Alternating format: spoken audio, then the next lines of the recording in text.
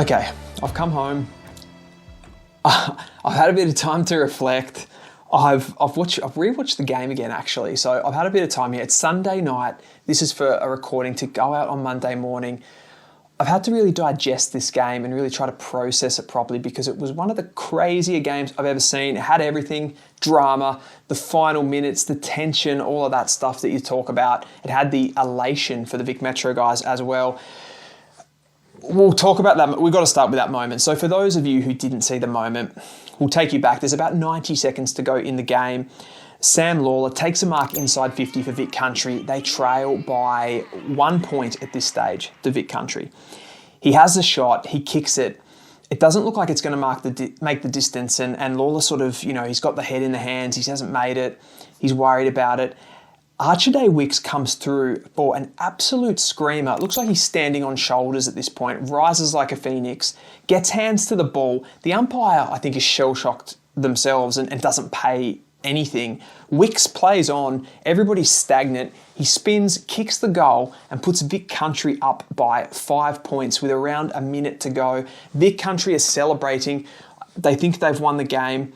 They go back to the middle of the ground. Vic Metro win a quick clearance, and then hero of the moment, Tobie Travaglia takes one of the all-time intercept marks, Leo Barry style from back in the Sydney Swans versus West Coast Eagles days. Takes the mark, the whistle goes for the block on Luke Traynor, who's been flung forward somehow in this time. He's a key position defender. He's gone forward, gets the free kick, and then the 50-metre penalty against Travaglia for dissent puts Vic Metro to the goal line, and Traynor converts, putting Vic Metro up by 1 point at the dying stages.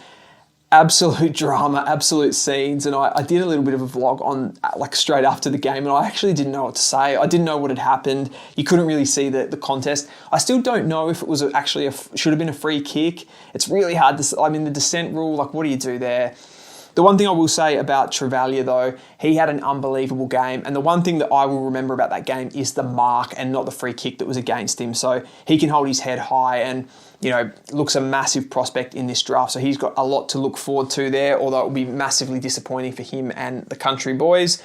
So we'll get straight into some of the performances. And we've got to start with Harry Armstrong, who has turned this season into what was looking like a bit of a disaster for him early. He had a lot of injuries and problems with his body, some sickness I think he was battling as well.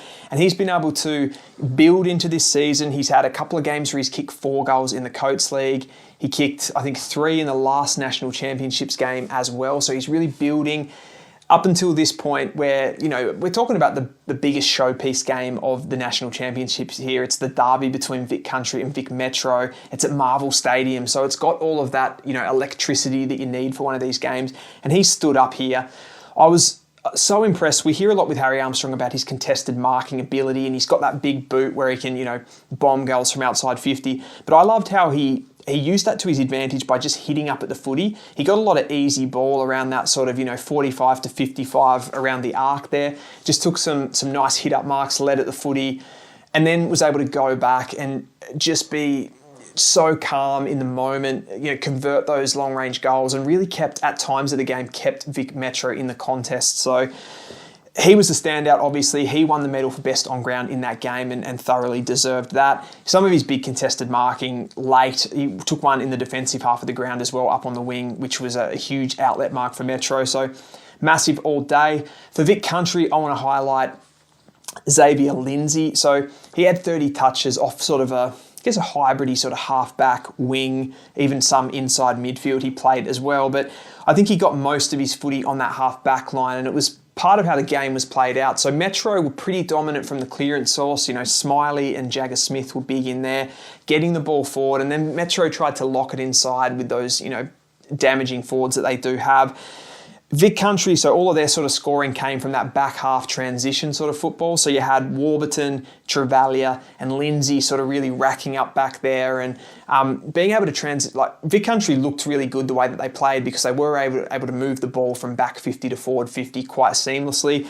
Lindsay's a big part of that because he's such a beautiful left foot kick. So many times you get the ball sort of on the half turn at that half back line, hit up inside forward 50, just spin around, hit a target running through the middle like a Dersma or a Harvey Langford or someone like that who just, rise up and take a big mark. And then Country were able to, spread inside that forward 50. A couple of times they weren't able to finish the chances that they had when they were really open on those counter-attacks. But yeah, Lindsay was absolutely massive.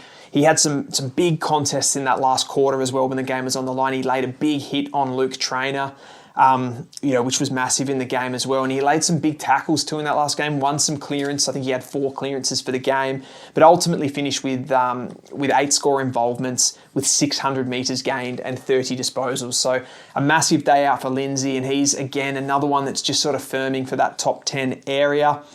We'll move on to some of the matchups. Now, segueing into this, the ones that really sort of grabbed my attention, there was sort of a big one. They were fluid, so the matchups didn't tend to last the entire game, but there were some sort of notable ones that stayed for a little bit longer. The first one, I think, was Thomas Sims versus Matt Whitlock. I think this was a really intriguing battle. Speaking about Harry Armstrong, if you compare Sims to Armstrong, I think that's one of the things that Sims can probably work on, just getting some of that easier ball, because Sims, he always wants to be, he's so athletic, he's got such good agility, he always wants to be flying at the footy in the air, and I think that's sometimes to his detriment, because he makes, that's hard to do, obviously, take those screamers, and Whitlock's really adept at, playing in the air as well, so Whitlock was able to cut off a lot of that stuff, but in the context of what Vic Metro were trying to do, they wanted a presence up forward so that they could use those ground level players like Kako and Tobie. So Sims was always able to make a contest and at least bring the ball to ground. He had a couple of really big marks inside forward 50. It wasn't his day in front of the scoreboard. I don't think he might have kicked 1 goal. Actually got to check that. So I think he kicked 1 goal for the day. So didn't have a big day in front of the scoreboard or with score involvements or anything like that, but he was a presence inside forward 50, and just that athleticism, there's so much upside there with Sims. So if he could get himself a little bit more easy ball, I think that would, bump up his numbers at the very least.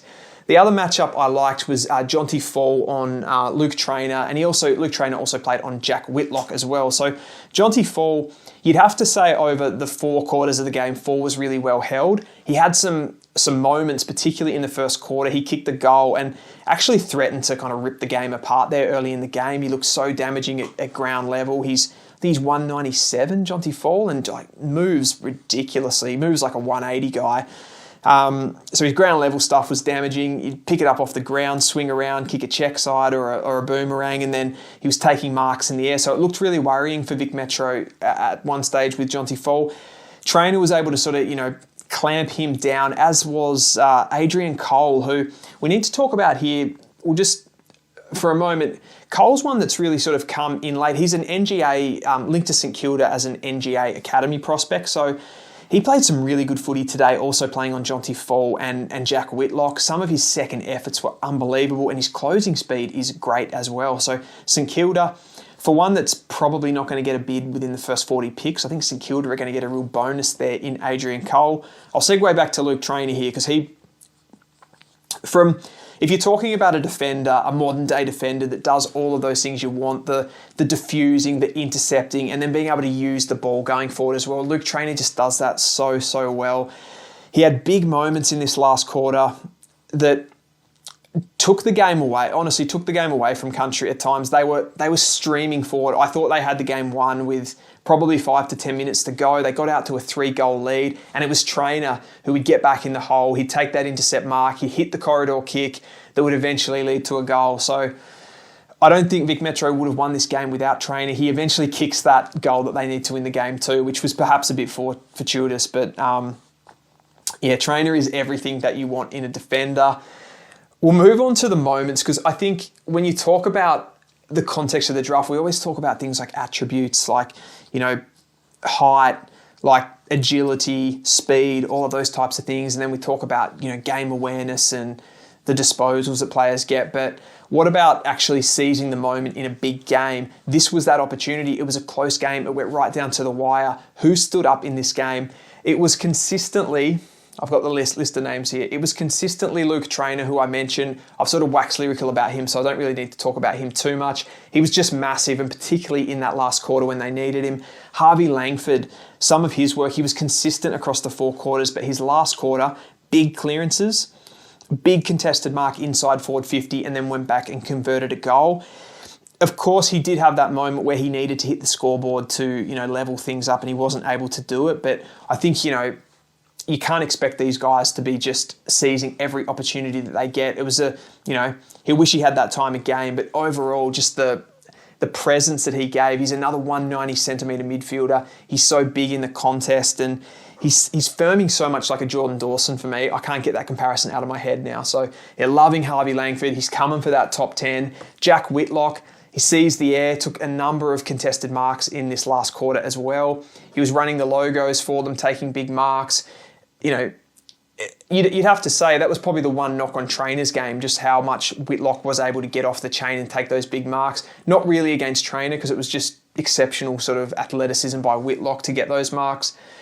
Need to talk about Murphy Reid. He didn't have a big game from a numbers perspective, but running through the midfield at times and playing a little bit of half forward. There were some really pivotal contests where the ball was about to go out. Vic Country tried to take the ball out of bounds in the defensive 50, and Murphy Reid just kept the ball alive. At one stage, he actually nutmegged someone with a handball, which was absolutely ridiculous. And then I think he got a handball out to Ashcroft, who kicked the goal. So able to keep the ball alive. He's so clever. He's so creative with the ball in hand. Set up a little bit off halfback as well. So, Reid, he's had a ridiculous one that probably was unlucky not to be in conversation there for the Larke Medal, which we'll get to. But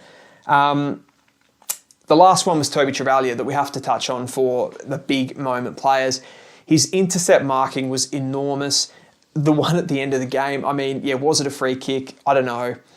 He still took a massive, contested mark in that moment. His drive off halfback was unbelievable. His work rate is unbelievable. His speed and damage off halfback, amazing. And he had, I think, 8 score involvements for the game without having the numbers right in front of me. So he was brilliant. And when you've got that offensive, defensive package, you are everything to a football team. And he was everything for Vic Country today.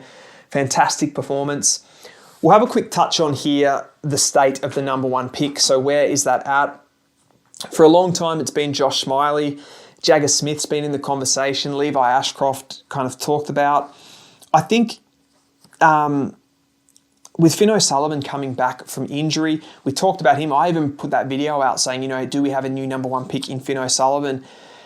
It feels the longer this season goes on and the closer we get to the draft, the gap between those, perceived number 1, 2, 3 picks, those kind of accepted guys that have been there the whole time, the gap is getting smaller. Whether that's a psychological thing from, our point of view, when we watch those top guys play, like do we watch them and actually expect too much of them? Or do they sort of psychologically, maybe not lift as much because they know they're in that top 5 already? They don't have to sort of exceed expectations. It's a really interesting conversation. I think if you just go purely off performance and you don't look at projections or anything like that, I think you've got to talk Jagger Smith as a number 1. He's been the best performed of that group throughout this national championships. He was again good today, 25 touches. He had a bunch of clearances. I think it was 8 clearances he had in the end, and around 500 metres game, which is something I've criticised him for a little bit as well, just not having that, forward momentum all the time, and sometimes, trying to recycle the ball and go sideways a little bit. So I think he's kind of been the best player of that group. And then you've had these guys that have just pushed over the national championships. Murphy Reid, Harvey Langford, Isaac Kako keeps coming. He's had another 3 goals today. And one of those narratives from this game was the Kako v Berry, the 2 small forwards that are coming for the top 10. They each kicked 3 goals, which is bit poetic in itself that they matched each other there. Isaac Kako was able to show off his power and speed and tackle breaking ability again with those snap goals. And he's in the national championships in these big games. He's been super decisive, hasn't he, Kako? He hasn't, some of the criticism in the Coates League has been that he hasn't been able to convert his chances. I think he's kicked around 18 goals, 39 or something like that. It was the number. So He's been decisive in the big games that have mattered and been powerful. Berry, he just does his, at his creative best. He gets up to the stoppage a little bit more, gets involved, even wins a couple of clearances as well. He laid 5 tackles as well, so he gets that forward pressure going as well for Vic Country. So massive game for him. Quickly touching on the medals. So Harvey Langford and Leo Lombard were the Larke medalists throughout the entire national championships. Can't argue with that. Lombard was the most consistent player, I think is fair. Langford probably had some ceiling games, particularly towards the end, that were massive with goals and big disposals, big clearance numbers when it mattered. So I think Murphy Reed's probably a little bit unlucky. He had a fantastic championship, but can't argue with that too much. I've got some more videos coming out this week. This one's kind of just to give you an overview of that game, that day, and what happened over the weekend, because just kind of neat. Sometimes it's good just to go through those things. But the video I'll have out next will definitely be the... I'm going to do sort of a power rankings, a draft rankings that are kind of more my personal opinion rather than trying to predict a phantom draft or whatever. So I'll have that coming out later in the week, and I've got plenty of other stuff coming out for you guys. So that's a wrap for tonight. I'll get some sleep, get this out Monday morning, and I'll see you guys very soon.